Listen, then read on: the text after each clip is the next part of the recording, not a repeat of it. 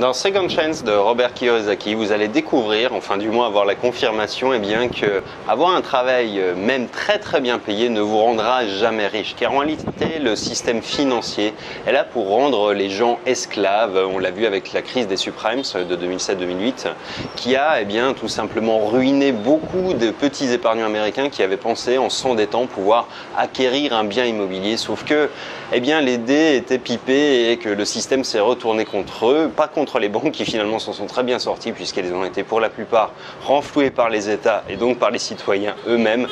alors que les petits épargnants, eux, sont faits à la fois dépouillés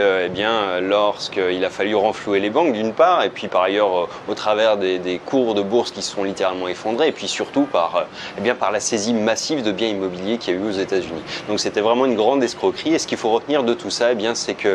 c'est qu'une éducation financière est importante si on veut réussir dans son développement patrimonial, parce que tout ce qu'on vous a appris à l'école, tout ce qu'on vous rabâche à longueur de temps, généralement c'est des idées fausses, des choses qui sont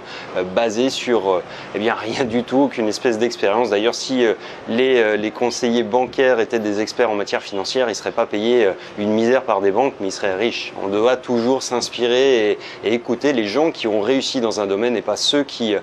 sont là pour vous vendre quelque chose, comme des conseillers financiers par exemple,